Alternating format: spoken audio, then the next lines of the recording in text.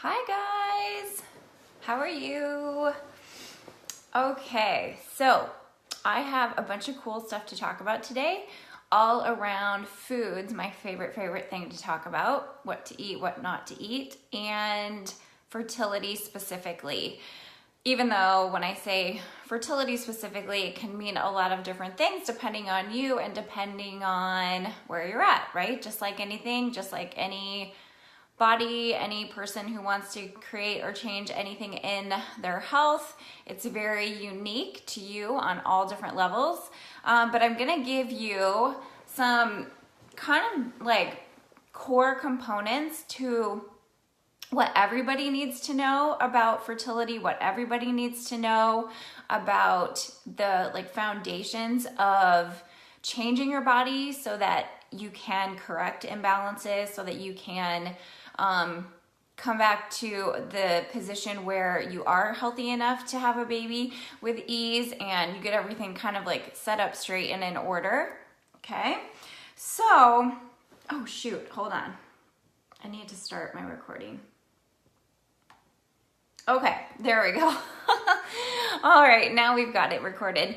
So, like I was saying, the topic for today is, food and fertility. And one of the things that just came through my mind when I was getting ready to talk to you guys was how it's the foods that don't have the special labels that we really need to worry about and pay attention to versus the opposite. And here's what I mean by that. I'm not talking about packaged food versus whole foods, although that matters. What I'm talking about is how when you go to the grocery store, right? Like there's so many different labels that you'll run into these days, from, just the ingredients that are on the label and what products have what in them to, where something came from, to like the word natural, to the word like organic or GMO free, or any other kind of label that you might see on a food. And what's so interesting to me, and I hope to you guys too, when you think about this, is that all these manufacturers and companies, and even if it's like a farmer, right, that has to go through these steps to give us certain kinds of food in order to say that it is organic, in order to say that it is GMO free, in order to say that it doesn't have these certain things in them, on them, or around them, okay? So the ones that have had to go through all these steps, they've got the special labels on them, right? Hi, Jess. Oh my gosh, I'm so excited to talk to you soon. And isn't it kind of stupid and backwards that the minority of the food has had to work a little harder, or the minority of the products have had to go through XYZ 12 million steps in order to be simple, in order to be plain, in order to be neutralized, in order to be safe for us to eat without side effects. So, I mean, this is obviously related because we're talking about food in general, but isn't it silly how the food that is at our fingertips, the most easy, is not the food that is safe for us? So that's why when you are talking about health, when you're talking about healing your body, and this is a very important matter when you're talking about fertility in general, is because most of the food and most of the products are not required to go through extra steps to, tell you that they're safe for you, to tell you that you will actually benefit way more from eating and ingesting the item versus something bad happening to you, right? And not like, oh my God, the food's attacking me, but kind of it is, because it's all adding up, it's all accumulating. And the biggest thing when we talk about fertility diets is the toxic load.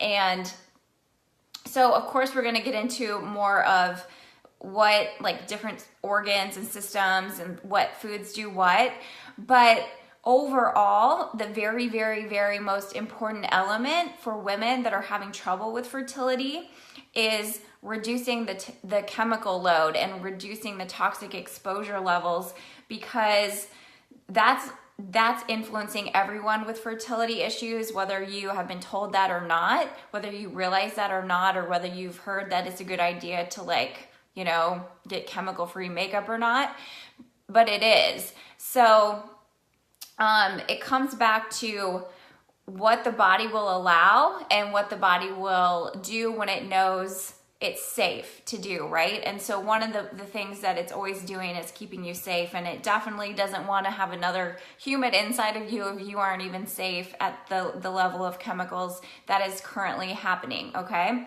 So think about that, first of all, when you're like looking for change in your diet or change in your body and health, that you have to be the smart one.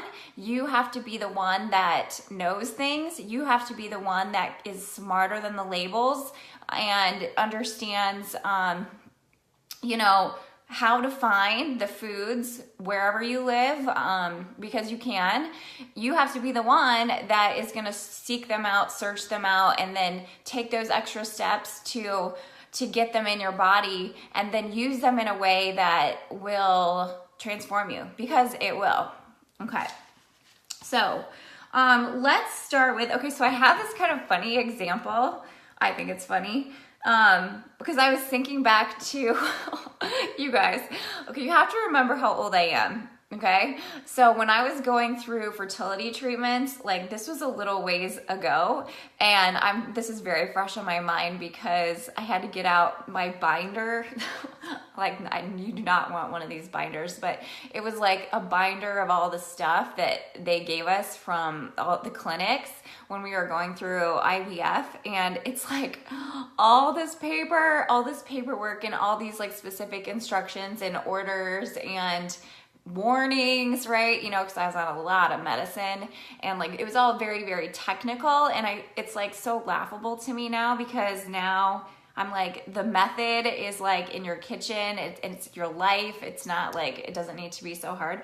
Anyways, but I was thinking back to like what I was like then, and even though, and Jess, if you're still on here, I can't tell, but Jess's sister is one of my best friends, and you know, I met her because we were both dietitians, and even though I was a dietitian, or actually when we started the fertility stuff, I was like in school, I had gone back to school, so I was studying nutrition.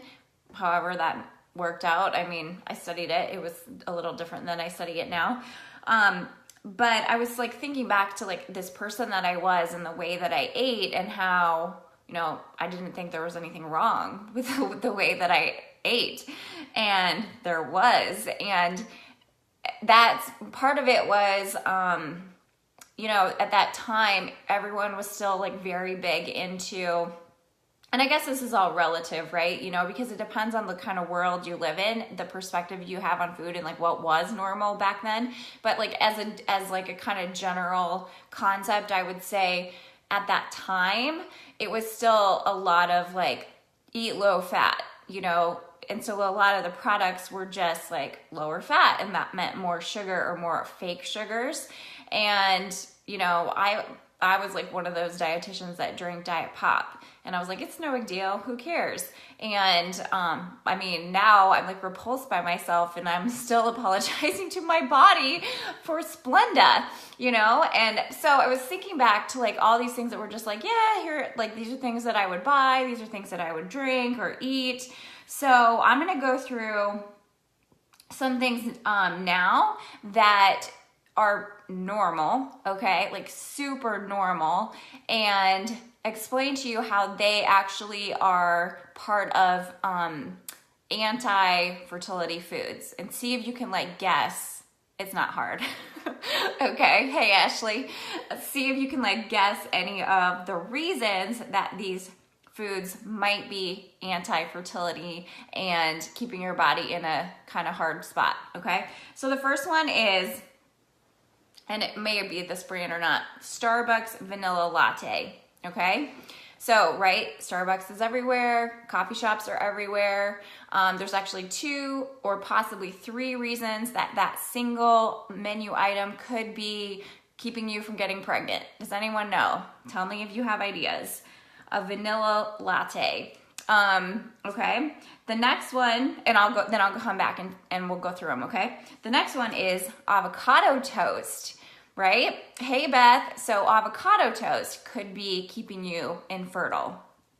Number 3, miso soup. Who likes to go out to Asian restaurants or sushi? Number 4, your paleo veggie scramble. Okay. I have 6. Okay, number 5 is your pink Himalayan sea salt popcorn. And the last one, even this one, don't be shocked, could be on the salad bar, your favorite detox salad at Whole Foods. Now, I love Whole Foods. This is not against Whole Foods. I'm just telling you that there is an ingredient that is literally rampant in the life of food stores, even health food stores, not all if you live in LA. But here and there, you got to know. That's why I said at the beginning, you guys, we have to be so smart and understand like what's really at the root of all of these things, and then take your power back, right? And then choose your food differently, and then put it in your body, and then get better, and then get pregnant. Okay, so number 1. The vanilla latte. Okay, so here's how this is potentially anti-fertility. Okay, so 1, of course, if your coffee that you're drinking is chemical, like sprayed with pesticides and chemicals, again, know the source of everything you eat. That's a big no-no, right? It's a big risk factor because you're already overloaded with toxic stuff if you are having fertility problems. Okay, second, if it's a latte, that means there's some kind of milk. If it's a regular kind of milk from a cow, then it's dairy. So dairy is an anti-fertility food. It's one of the top anti-fertility foods. Don't believe anyone who tells you it isn't. And so like everyone drinks lattes, right? So what if you're like, well, Jody, I get a soy latte. Okay, well, soy is another anti-fertility food. And even within, a milk alternative, you could have anti-fertility chemicals, or you could have sugars and such, and those types of things too. So it's the pesticide potential on the coffee. It's the dairy if you're drinking milk in the latte. It's the it could be the soy if it's a milk alternative. And if you're getting like all those sugar-free syrupy syrups, then you are hurting your body as well because of the artificial sweeteners. Okay, so very normal to have lots of women out there every single day of life going around and drinking these kind of things, all the while they are kind of really hindering their body's ability to get pregnant, and they're not knowing it. And the reason I picked this was because it's like, that's something people do every day, right? I mean, I've had lots of friends in the past who are like Starbucks, Supergirl fans, and, it's like a thing, it's like a ritual, and they just like to do it, or maybe it's a different store. But if you're not ordering in a way that is pro-health, then it's likely not pro-health, okay? The next one, avocado toast. Okay, I just ate the best toast ever. If you guys watch my Instagram, I'm having a very hungry day. So I just ate this toast, right? Well, you can find avocado toast that's fine, but a lot of times it maybe isn't either. So the bread is what matters here. So wheat is anti-fertility. So you want to make sure that if you're eating a kind of avocado toast or toast at all, any kind of bread, that it's not, number 1, wheat, and it's not GMO. And I would also stay away from like all the gluten containing grains. So this is the thing with like breads.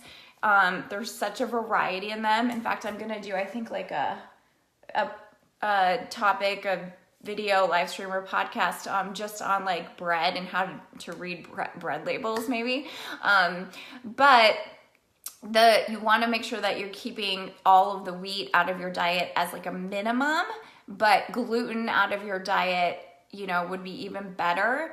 And if you do get exposures to wheat, then you want them to be organic and for sure GMO free, because it's just the way it is that like nearly all wheat is genetically modified. And that's a big no-no, because you don't want to be putting foods in your body all the time that are like having these like, you know, alternative experiences in the human digestive system that you have no control over. Bread reading label live stream. Okay, thanks, Beth. Yes, there's quite a variety. And even if you find like a good gluten-free one, then there's like all kinds of like weird syrups and like sugars in them a lot of the time, or like starchy things, fillers, binders, right? Okay, so number 3 was the miso soup. So this one is probably pretty simple. Any soy that isn't, you know, organic and or sprouted, you want to stay away from, okay? And if you're vegetarian or vegan, this is very important for you, because I know you're not eating the meat from animals, which is totally fine. You don't have to be vegan or not vegan to get pregnant. And if you do consume soy, because I know a lot of people who eat less animal protein do, then I wouldn't do it all the time, and I would always make sure that it is sprouted and organic. Okay, the next one was, I think this was the next one, the veggie scramble. So you'd be like, what the heck could be wrong with that, right?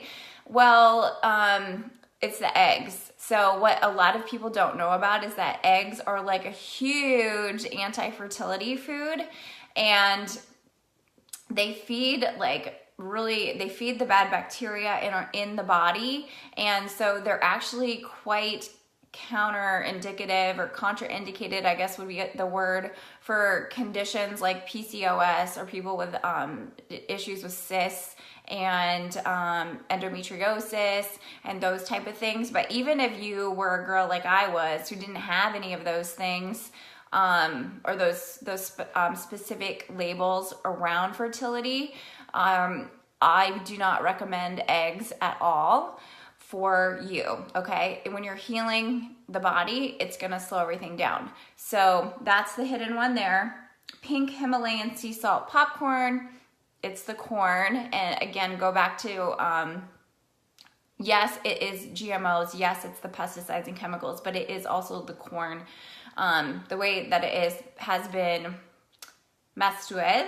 And even like regular corn, still, no, don't do that, okay? And then here's the last one. I said it could be even your detox salad on your favorite health food store salad bar, right? Now this is sad, but think about this. So salad bars do not contain always organic foods. So anything, like we started talking about at the beginning, right, was anything that doesn't have like a label that says this does not have chemicals on it, it has chemicals on it or in it, you know? So that's the first part, but that's not even what I was going to teach on.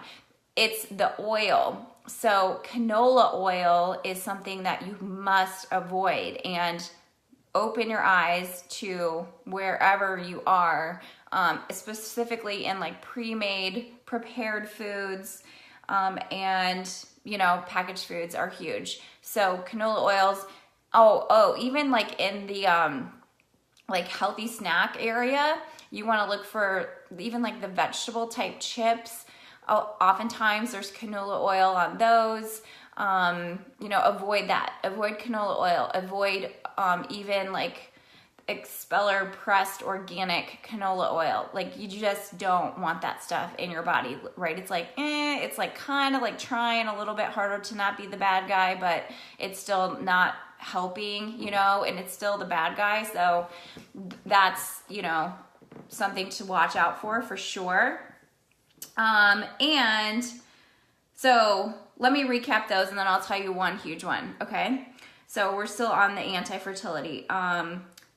Dairy, wheat, soy, corn, eggs, canola oil, okay? Those are like the big anti-fertility no-nos, even though there's more things in the world that will trigger conditions around disease and infertility.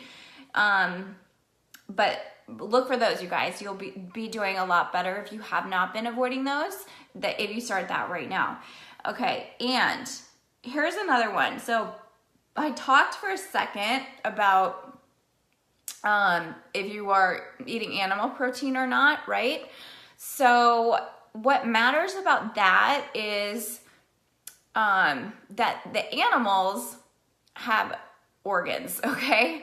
So something that's really harmful on women's bodies is adrenaline, right? And so we know this. We know this from like, it's not a good idea to be constantly stressed out. And if you saw my video from, I think it was last Friday, I was talking about fertility and energy, right? And adrenal fatigue, how adrenal fatigue is one of the top reasons behind people with fertility problems, even though they don't know it, right?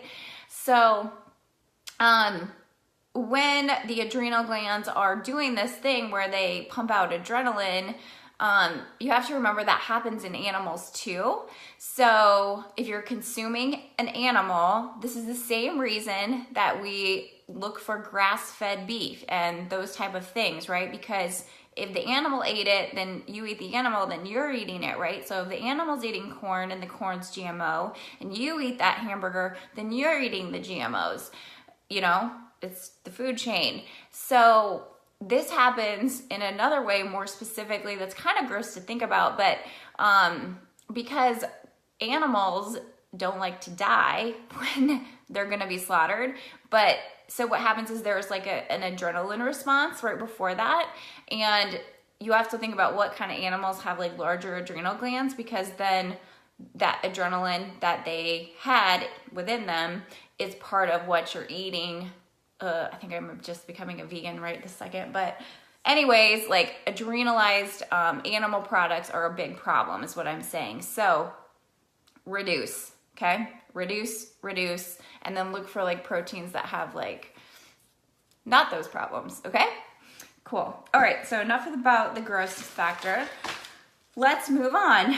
Okay, so overall, remember your number one overarching goal in life to like help your body get pregnant with food is the chemical load. Okay, so this means two different things, right? So we're gonna talk about fertility foods, okay? So the first part is what animals have bigger adrenals. I cannot even believe we're going there. Yeah, Beth. So like cows, like the bigger kind of like cows and like sheep, and you want to stick to like poultry, and fish, you know, and then the fish factor is, you know, mercury and those kind of things, like where the fish was raised. So you see how smart you have to be in order to eat food? There's a lot, you know, there's a lot. And this is all like gross. Yeah. This is all really for us to like learn. Like my mission in life is to teach people how to eat so that they're well and safe and have their health and bodies and life back. So you just have to kind of learn it and then like be really smart about finding it. But when you know, right? Okay. So we're reducing toxins by eliminating all those things we just talked about and looking for chemical-free food. Now, there's that. Now, when you start to look at what you should be eating or what to eat to help your body out, the first thing is to understand that eating fruits and vegetables is the number one goal, okay? For anything, but like for fertility for sure, because they have the power, they have the healing power, they have the power to change the body on like multi-dimensional levels. So just remember that first, okay? So all fruits and vegetables, then organic fruits and vegetables, right? Because we're looking for a way to get that doesn't also increase the toxic load, okay? And plays nicely with the energy systems of the body. Okay, now remember that you also want to focus on foods that help you to purge the toxins, right? Because if everyone that is having fertility issues needs to address this factor, and they do, this toxic load factor, then you want to make sure that you're getting a lot of fruit and vegetables, because they do help you do that. And there's specific ones that do specific things. I'm going to tell you about, I think, 3 different ones that are super important. It's not that they're more important than any others. It's really the way you put them together, but we'll get to that. But here's what I want you to know about fertility and food if you're trying to be like pro baby making, okay? So, and this is really important, because remember how I said that when I was going through fertility stuff, like the craze at the time was like low fat. It was basically like low fat and low cal, you know? Now it's not that at all, right? Like it's high fat. It's the trends these days are a lot more ketogenic, like paleo. I know paleo means a lot of different things, okay? But it's like more, okay, fat is good. You know, we know sugar is bad. But if you want to look at the macronutrients, right, in order to be like priming the body for fertility, here's the way that it has to be. Carbohydrates need to be the highest percentage component of your diet, okay? So that does not mean eat all the bread, okay? Right, we talked about bread. It doesn't mean like eat all the like carby snacks. It doesn't mean that. It means the high function carbohydrates. It means the ones that do things in your body. You're always looking to eat on purpose. You're always looking for powerful foods. So but the main idea here is that carbohydrates need to be the bigger percentage when you're when you're on a fertility kind of diet, if you even call it, you know, diet. Now the next part, so it'd be highest percentage carbohydrates. Next level would be fat, okay? And then the lesser number for macronutrients would be protein, okay? So of all of the foods, we know all foods are made up from carbs, fats, and proteins, right? That's it, that's all. So the majority percentage of your intake is carbs, then fat, and then the least is protein. And why, okay? So it's because that's what the baby needs, okay? And you want to remember, you are the source. You are the source of the nutrition for this baby that's coming. So you need to, first of all, be eating in a way that is healing yourself. It's so important. Like I always say this, you have to heal yourself first. You have to get things in order so you have the easiest time. Because even, you know, healing whatever inflammations in your body or conditions you might have, that's great, right? You want to get rid of that stuff. And then it's easier on the body for you to like give the baby fuel, right? And you don't feel so like drained during the pregnancy and after. Now, the reason that you want to have more carbs and then fat and then protein is because you are already preparing to be able to feed this baby. And I'm not just talking about through the placenta, you know, like, oh, the baby is going to be eating the nutrients that I consume. Yeah. But I'm talking about when the baby's here. So when you give birth, you hopefully can breastfeed, you know, right? So that's the goal for most women. And the best diet for that is this way that I just described it. Highest carbohydrate, then fat, and then protein, okay? So another reason to like not eat the adrenalized things, okay? So that's the first element to eating a pro-fertility diet, okay? Now I'm gonna pull out 3 foods from my list that I want to tell you about, okay? And I'll give you some background on them, okay? So, like I said, fruits and vegetables are going to be your powerhouse ones. And they all work together and they all work individually to do different things. So I'm just going to tell you about these things and individually what they do first, okay? So the first one that I picked was asparagus. And it's totally asparagus season right now. It's springtime. And so you're going to start to see it more available. It's really cool because with different foods too, there's benefits to eating them at certain times a year, and there's benefits to even eating them at certain times a day. I just think it's fascinating. So with asparagus, in general, one of the things that they are so good at is detoxification. So they have this ability to go into our organs, and not just the liver, but they go into our organs and they help us to absorb, pull out, and eliminate toxins. And I'm talking about toxins like radiation and DDT and metals, all of these different kind of toxins that we are constantly being exposed to and already have in our bodies that we need to eliminate. And then the next layer to this is that once they do that, they go in there, they get them out, you know, depending on how much you eat, they get more out.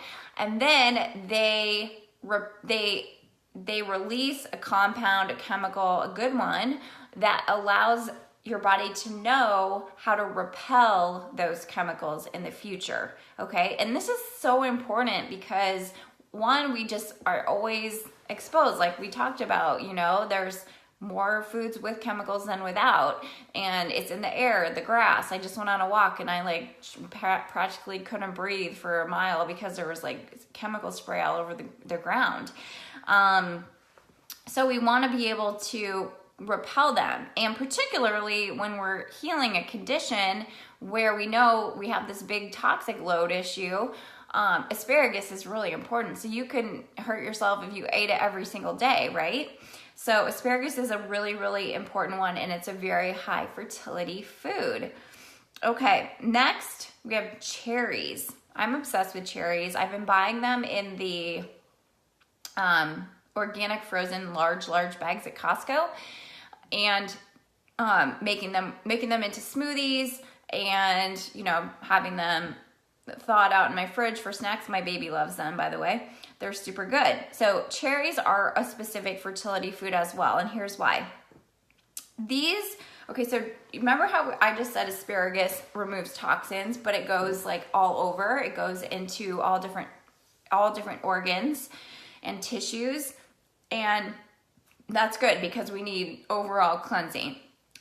Cherries are specific cleansers to the reproductive system and the endocrine system. So again, if your endocrine system is weak, if your endocrine system is overloaded with toxins, you're gonna have problems. I realize now that was one of my problems, was my reproductive system had a viral issue.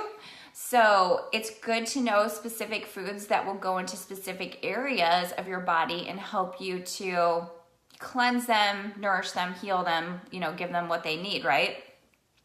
So cherries are very specific, especially to the uterus, okay? And for me, I always had problems with implantation. So nobody knew why. Well, because they didn't understand the totality of the holistic viewpoint then, and I didn't know for sure. But if you haven't had problems with miscarriages or even implantation kind of issues, then it could be something going on in the uterus, such as, again, a viral issue or a toxic issue. And cherries are very specific to the uterus to go in there to heal and to cleanse. And they are also really good to help you decrease fibroids and to reduce cysts, okay? All right, so eat your cherries, people. Also know cherries are so powerful that you don't need to eat the whole bag at once. Just like when you start a detox, right, or a cleanse, you can only handle so much at once, and in fact your body will only handle so much at once to be able to catch up with elimination. So you don't want to do too many cherries at once, okay? Just kind of follow your intuition. That's the best advice of all. Okay, then number 3 is grapes. And for grapes, I'm going to focus more on their benefit spiritually and emotionally. So remember, you guys, what is so cool about food is that it heals on the metaphysical level, the well, spiritual, emotional, and physical level. So they are metaphysical. They have properties metaphysically. So for grapes, I'm going to tell you in general, they're a liver cleanser. Okay. But they have these powerful emotional properties too. So what they're really good for is, and I used to love grapes when I was in school, probably because I had no friends, but they help you through like a really hard time. If you're feeling down, if you're feeling defeated, if you feel like you're running into dead ends, which, you know, it's really common when you're going through fertility problems and things just aren't working and you're like, why? You know, why is this happening to me? They have the transfer, because this is how it works. When you eat powerful plant healing foods and herbs, when they each have emotional and spiritual properties and capabilities, and that's transferred to you, to your cells, okay, when you consume them. So grapes will transfer this feeling of lifting you up, helping you to see things in a lighthearted way when you're feeling down, when you're feeling defeated, when you're feeling overwhelmed. They also will help you to embrace change, which can be really needed when you're talking about something as life-changing as having a baby, right? I know when I was going through fertility, I was super nervous about what my life would be like when we did hopefully have a baby, right? So that's a big change. And we need to have support with that. And maybe you're like, well, I eat grapes and I don't notice this effect. Well, maybe you didn't know about it before, but that's part of this process. Like it's awareness. It's awareness and knowing that these things are happening for you when you eat in a certain way. It gives you the confidence in them, right? And you notice smaller changes and feelings. That's what we really need to be healthy people. Is we need to be so aware of how we feel. We need to be aware of our bodies. We need to be aware of the messages that our bodies give us. And that really clues us in on all these different levels to what we need and then what we need to do. And so when you start to learn these things and then you have all this knowledge, then you can kind of follow the awarenesses much more easily because you know stuff, right? And you're like tying it together. Like that's my goal for everyone, is to be able to know their bodies, to know themselves, to know what their feelings mean, to know what the symptoms mean, and then to have this plan to change, right? To get what you need, to get what you want. Okay, so here's the overall main points. We need to reduce toxic load. So that means on all the foods that we eat, and it means on the foods that we went through at the beginning of the video, about which ones are really highly anti-fertility, okay? So if you know something's anti-fertility and you want to be fertile, right, you guys? I hope if you're watching you want to be fertile or you know someone who does, then you need to avoid them, okay? So this is life-changing information. Next, you want to use foods in a way that helps your body naturally reduce the toxic load. And it's way more than just like eating asparagus, cherries, and grapes, but start there, you know, if you don't know what else to do. We need to get them out of the body, right? So that overall means eliminating the foods that contain the toxins, trigger the toxins. That's a different thing.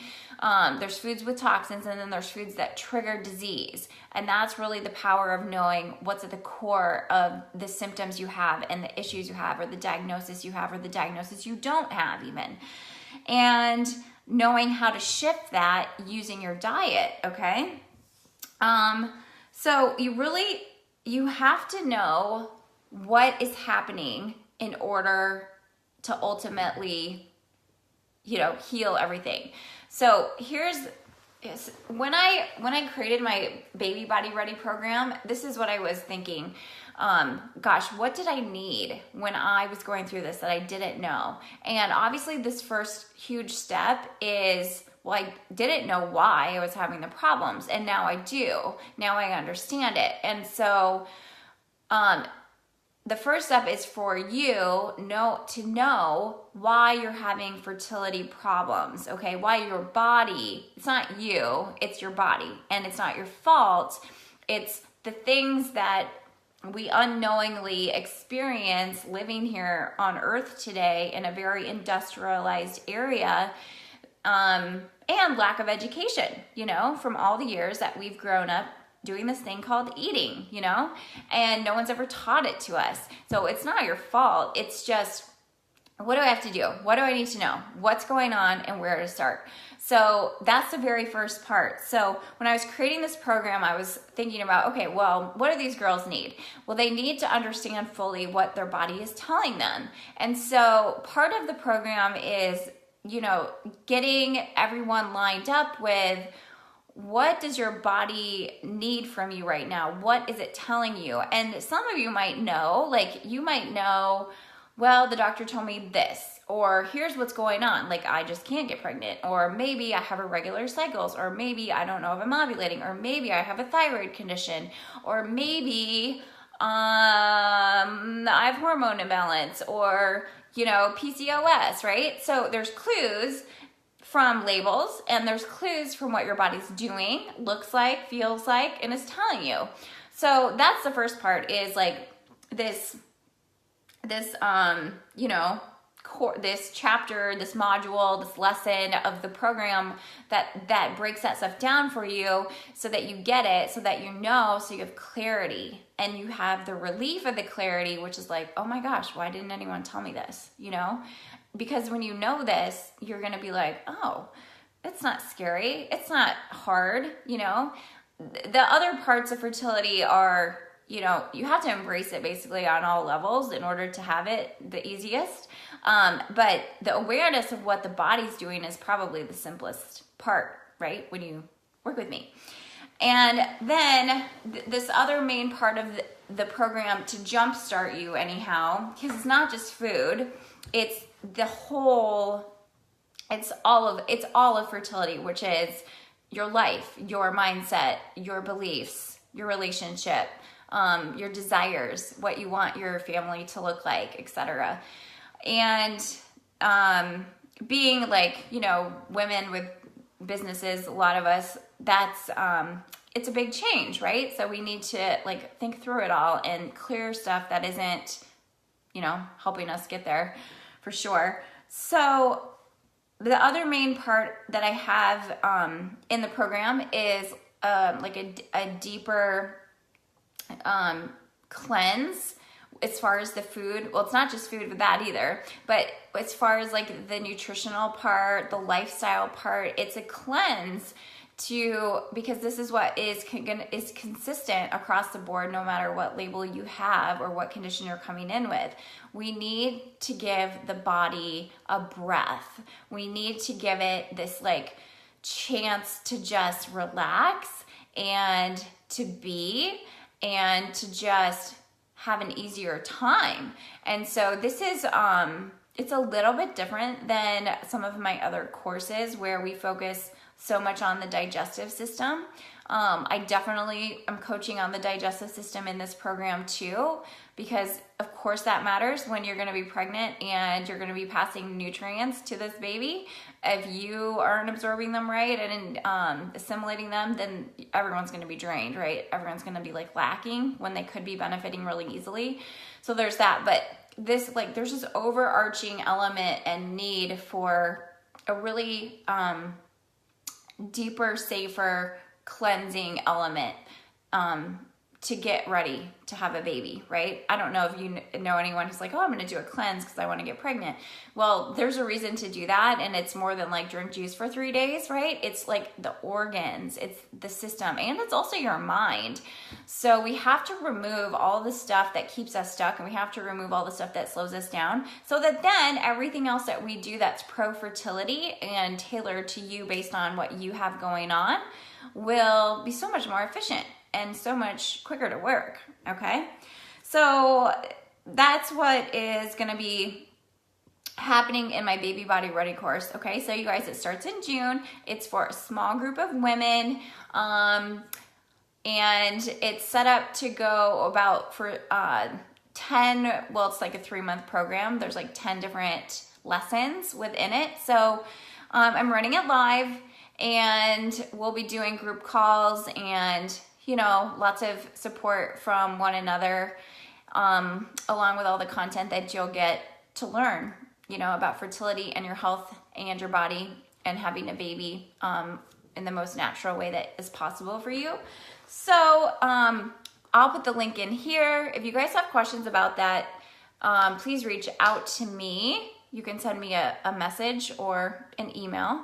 And yeah, if you watch the replay, please let me know your thoughts and comments, and I will be back soon.